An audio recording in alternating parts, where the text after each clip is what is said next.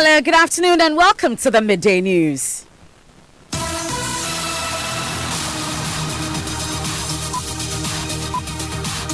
This bulletin is coming to you live from the Joy 99.7 FM studios, Kokomlim Lane, Accra, at digital address GA0993341. Also live on Love 99.5 FM in Kumasi, affiliates across the country on ABN Radio in London and around the world at myjoyonline.com. The news is brought to you by Telesol 4G, just a touch. Coming up in this edition, fate of BEC candidates in Tripoli and surrounding towns hangs in the balance as they lose at least 30 days of contact hours and schools remain shut because of violent clashes there last week. More than 100 houses have been burnt. The fighting is still ongoing. So even for normal children get access to do the assessment of the problem. Meanwhile, Defense Minister dismisses accusations he's complicit in renewed clashes between Konkombas and Chokosis as he heads to Saboba to continue peace talks. Sometimes I wonder why anybody will even make that kind of accusation. You know, clearly, this type of things, I've come here because I had to put all the opinion leaders from both sides to come and we'll resolve the matter. How can I feel well? Chairman of National Peace Council says it will be an uphill task for government to end violence at Chereponi. Are they going to continue to fight and fight and fight to win? They should consider the damage they are doing to themselves. We'll get to hear from him and get a live update as the council mediates another meeting on disbanding political party militias. Also, residents of the Upper West region describes as shoddy construction of dams under the One Village, One Dam project, questioning whether they are dams or dugouts. In fact, it's not a dam. If they can make their own correction for it to be called a dam, it's left with them. But this one now is not a dam. Looking at this project, I would say it has not up to standard. Though it is a dugout, but I will not call this one a dam. We have more on that shortly. We also have sports. An ex-Black Stars defender, John Pencil, says current coach Kwesi Appiah is fully in charge and has the requisite know-how to lead the team to win the 2019 Africa Cup of Nations. And lawyers for NDC National Chairman Samuel Ofosu-Ampofo urge Accra High Court to strike out the charge of assault leveled against him. We'll tell you why. We have more here on the Midday News with me, Emefa Apau.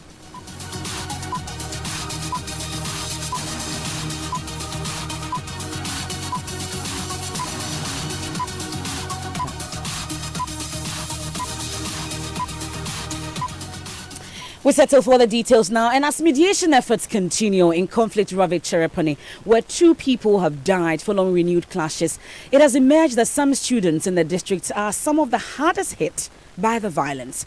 It's 14 days to the basic education certificate examinations, and authorities are racing against time to get the students prepared for the nationwide examinations. The students have lost more than a month of contact hours, and as the day to the crucial first exams for the young people approaches, schools have shut down due to clashes between rival tribes, Chokosis and Konkombas. We'll hear from students shortly, but here's a report giving a sense of the 2 districts where clashes occurred. The Chereponi district is in the newly created Northeast region. The district is one of the most deprived in the country. Buildings in the district capital are suburban. Dozens of smaller villages surround the capital. In these villages, buildings are mostly mud houses with thatched or rusty iron roofs. The people are predominantly Muslim and belong to the 3 main clans, namely the Chokosis, also known as the Anafu, Kokombes and Bimobes, with the Kokombes being in the majority. The level of deprivation here extends to every sphere of life: education, health, and even justice. The roads are in the worst of shapes. That makes access to the communities in the district an uphill task. For a trip to Chereponi from Tamale, one would have to move through the Mion district. The roads here are not any better. Then to Yendi, Saboba, and then another hour-long ride on a bumpy, muddy road to Chereponi. The Chereponi district shares a border with the Saboba district, which was carved out of the then East Dagomba district in 1988 as part of government's decentralization and local government reform policy. The other district is Saboba, and its administrative capital is Saboba. It is located on the northeast corner of the northern region. People in both districts are mostly farmers who grow one of the oldest cereals in Africa, fonio. Fonio has other common names including hungry rice and hungry millet. Violent clashes broke out in 1994, died down and resurfaced in January of this year. Residents and workers from elsewhere living there now have described the renewed clashes as the worst in a very long time. Both clans have a great sense of communal help, and so, during conflict, both sides get support from their kinsmen who travel from all over the country and elsewhere to help them fight. So that gives you a fair idea of the area which has witnessed continuing violence, the effects of which we're seeing residents flee their homes and schools being shut down. Head of Joy News' security desk, Gifty Andorapia, has been speaking to some leaders of the Chereponi EP Junior High School and the school prefect. First is a teacher and native of the area, Masoma Aziz Awufo. As for education, you can see that when you came, even if you have not seen, you have been told that almost all our schools have been closed. We have 15 days for our students to sit in for their BEC. Let me send us back a little.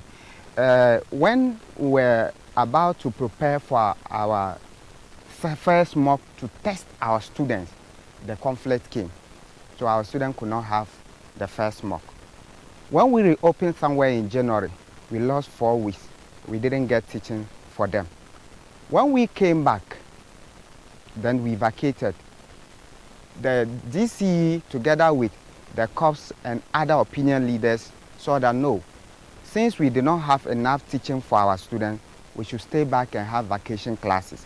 And with that, because of the limited teachers that we have, we decided to have a cluster teaching, which we have about 4 centers in the district. First week, second week. On the third week, we were supposed to have mock. Then this thing has started. The papers we printed, they are all still lying down in our room, and our students have less than 2 weeks to go.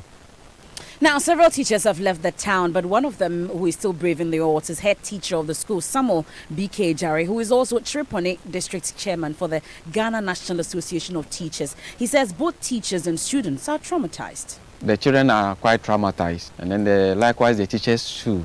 And because of this, there has been an exodus of teachers out of this district, seeking for refuge outside the conflict zone, and leaving the school children behind. I think it will go a long way to affect the preparation of our children in the area. Well, the BC performance so far, I don't think is the best. And it's not the best because of the inadequate teaching staffs that we have in this area enclave. I think if they get a lot of teachers, it will help the system, and then the teaching and learning materials. We can now listen to school prefect of the Chereponi EP Junior High School, Rahina to Mohammed Al-Hassan, who has fled the town but has not returned for the exams. I left Chereponi on the 19th of April. I left because living here was not a safe place at all for me. Our days were numbered to write the BEC. So we just have to come back, prepare together so that you write the BEC and on a good note. We are not all that prepared, to tell you the truth, because schools were not in session for a number of months right now. I feel very sad, and it's something, it's so appalling. The school closes, I can say it's like their fights, they always mean the time that students are eager to learn. We were ready to come and write our BEC, our mock, the first mock. This same attack came, and that was when we started running Helter Skelter. When we came back, and then we prepared, and then our teachers and the district people were able to manage, just because of the hope they still want us to have in them. They organized a little extra classes for us to be doing throughout this vacation. We did that, and that was very good, preparing for the BEC. And when we resumed school, that we had to come to school, and then we mobilized our money to write our mock, this fight also came. So to boldly say that we are much prepared for the BEC, one cannot tell. That's a school prefect for Chereponi EP Junior High School, Rahina to Mohammed Al-Hassan. Now, in a related development, Defense Minister Dominic Netiwo has dismissed accusations he is complicit in the renewed clashes between Konkumbas and Chokosis. Sometimes I wonder why anybody will even make that kind of accusation. You know, clearly, this type of things, I've come here because I had to put all the opinion leaders from both sides to come and we'll resolve the matter. How can I fuel it? To gain what? If I cannot help the president, I shouldn't bring him down. It's an honor to give you a defense minister. It's once in a lifetime opportunity. So why do you think people make these accusations and say you are complicit? No, because I'm a concomba, guilty by accusation. I'm a concomba, so you must be guilty. That's it, nothing else. The man is guilty because he's a concomba man. So when Ashantis are fighting, Napo must be the one fueling it. Maybe when Achims are fighting, then it should be the president. That kind of thing doesn't make any meaning to me. But all the same, it's a hazard of the job. So that's Defense Minister Dominic Nitiwol interacting with Gifty Ando-Apia. She's head of Joy News Security Desk and joins us live on the ground. So, Gifty, we understand the minister is scheduled to visit Saboba today. What can you report? Well, MFI, the minister has to come back to this place because on Friday when he came, he met the Chokosis in Tripoli. Tripoli is predominantly Chokosis, so he met them in Tripoli.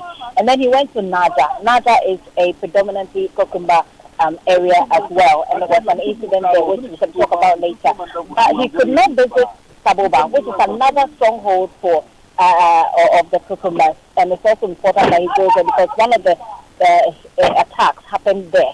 So he's coming back to go to Saboba to continue the peace talks that he began last week. At the moment, I can say though that Tripoli is calm because of course in Tripoli there's a lot of security, military and police officers around, so Tripoli is calm. We're yet to receive the minister, and then we head to Saboba, and then Gary Kuka. Gary Kuka is also a stronghold for the Kokumas.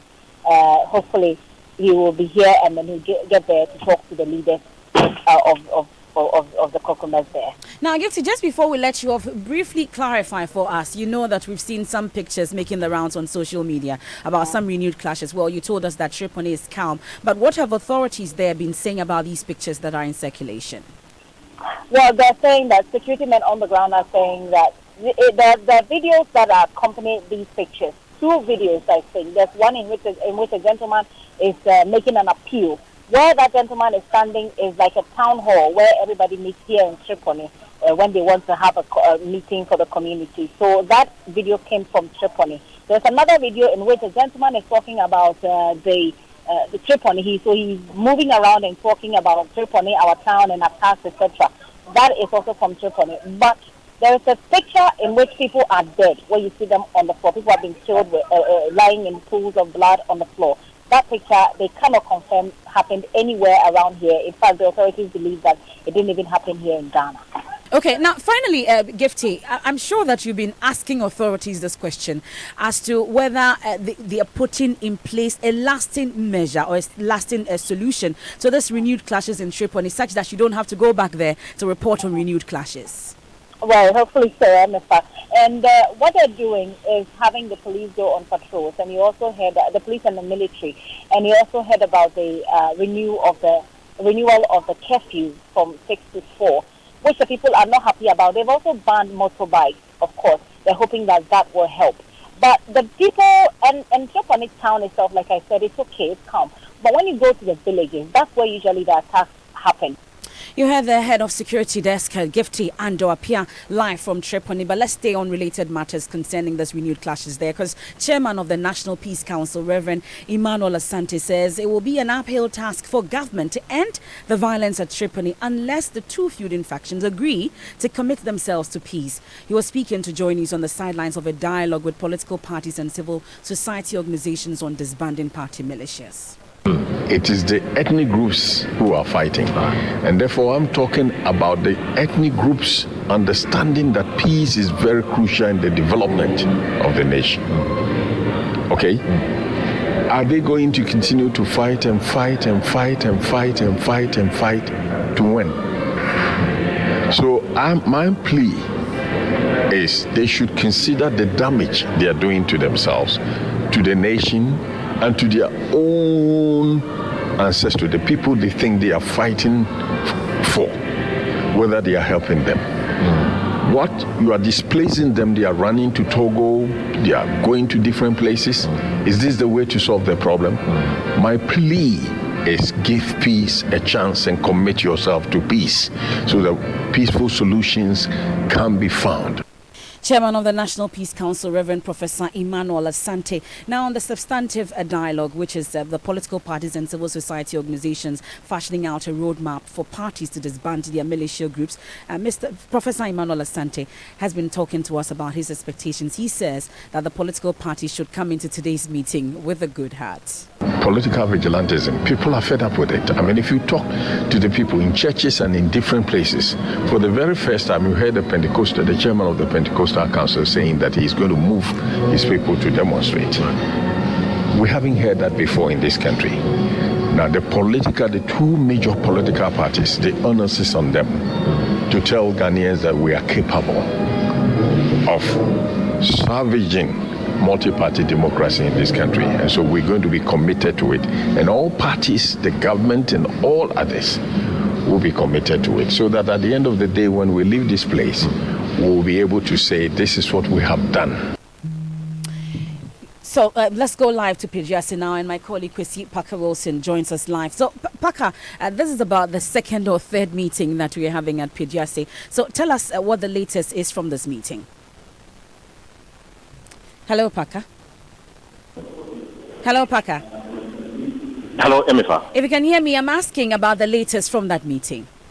Right, so the meeting just started, and Emifa, let me say that the meeting should have started around 9 a.m., but we do understand that the chairman of the NDC, Samuel Ofosu-Ampofo, had to go to court, and that is why the process delayed, and now they are starting now. Now, let me say that the chairman of the National Peace Council says today's meeting is different from the previous meeting that they have held now because they have invited other stakeholders. So as I speak to you, we have CDD, IDEC, ONEP, Christian Council, the Deputy IGP, and also a representative from the office of the Chief Imam. Now, what the chairman has been saying is that he wants the political parties to come into today's dialogue with open heart and respect for each other, so that by the time they end today's conversation, they would have been able to fashion out a proper modality towards disbanding a threat of patronage or the vigilante group.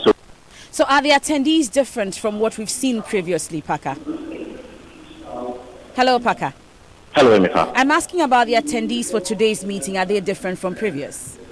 Yes, they are different from, the previous meeting, the two previous meetings was with the National Peace Council and also the NPP and NDC. Now, the last meeting, we were made to understand that the NDC were pushing for the involvement of other stakeholders, and today the other stakeholders are in the meeting. And as I mentioned to you, the CDD, one Christian Council office representative from the office of the Chief Imam, and also Christian Council and the Catholic Bishop Conference, they are all present in this meeting. So they will ensure that by the end of the day, according to the chairman of the National Peace Council, they will fashion out a proper modality towards disbanding the activities of vigilante groups.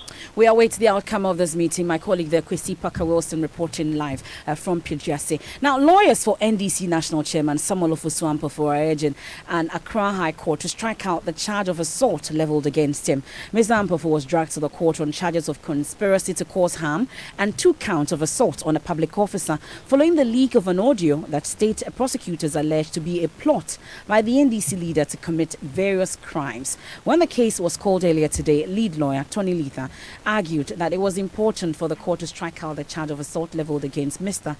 Samuel Ofosu-Ampofo. My colleague Joseph Akable was in court and joins us live in the studio with details. So, Joseph, we understand there are a number of pending applications before the court. Tell us about them.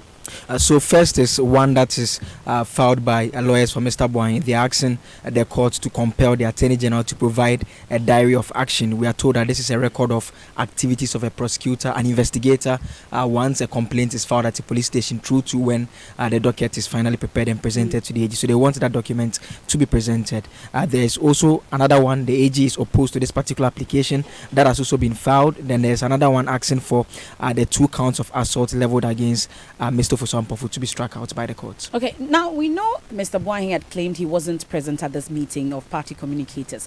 What has the AG's office been saying about this also? His lawyers had actually filed a official documents showing the venues and the various places that he was at on a said date. The Director for Public Prosecution, Yvonne Atakra-Bobisa, informed the court that they have actually carried out their own investigations, and the report has also been submitted to the court to that effect. And in her own words, she says the report speaks for itself in terms of where he was on the said date. And the next case will be heard when? On June 7, we expect the court to deal with this application pending.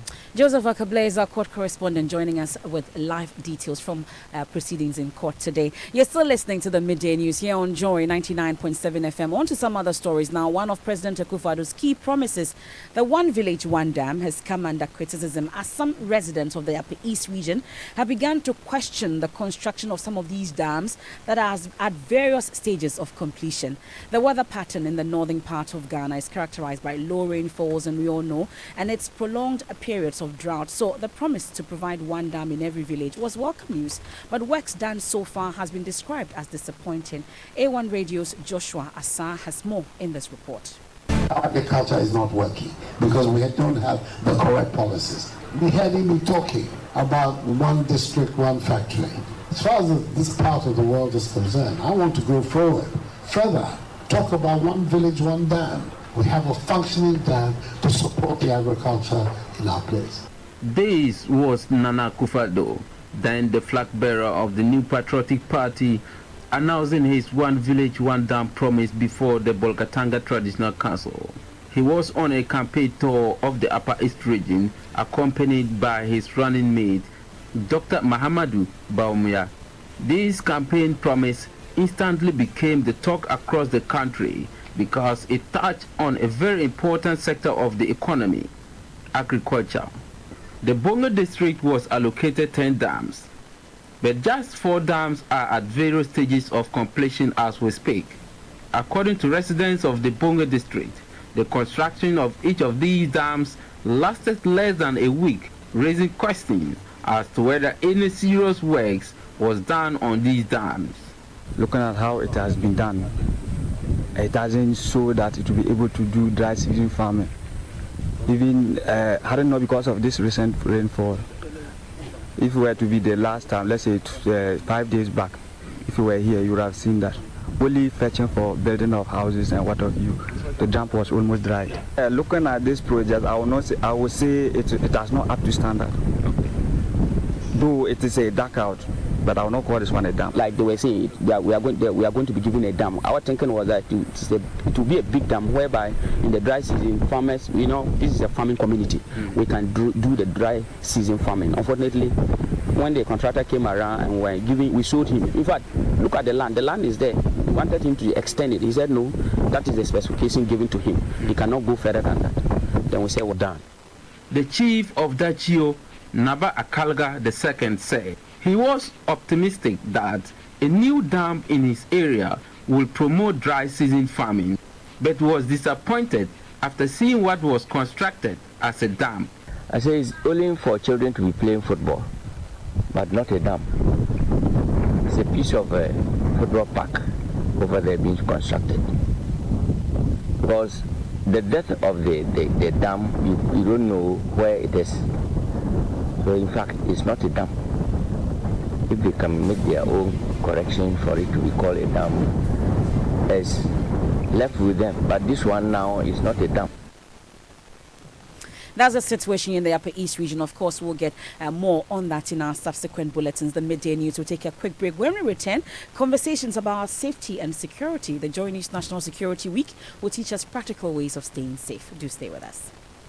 The new Ghana card is more than just a way to identify yourself. It opens you up to a world of benefits. The sooner you register for your Ghana card, the closer you are to accessing a new world of secure transactions and services. The requirements to register are as follows: a genuine birth certificate or a valid Ghanaian passport and personal information such as the name of your parents or legal guardians, residential address, and your digital address code. If you don't have a birth certificate or a valid Ghanaian passport, Don't worry, one relative or two members of the community who have been registered and have received their Ghana card can vouch for you under oath. You will, however, need your digital address code. You will not be allowed to register without it. Any person who provides false information during this process is liable to prosecution, leading to the payment of a fine and/or serving a jail term. Watch out for registration details to the media and the national identification team in your community. Make sure you register for your Ghana card.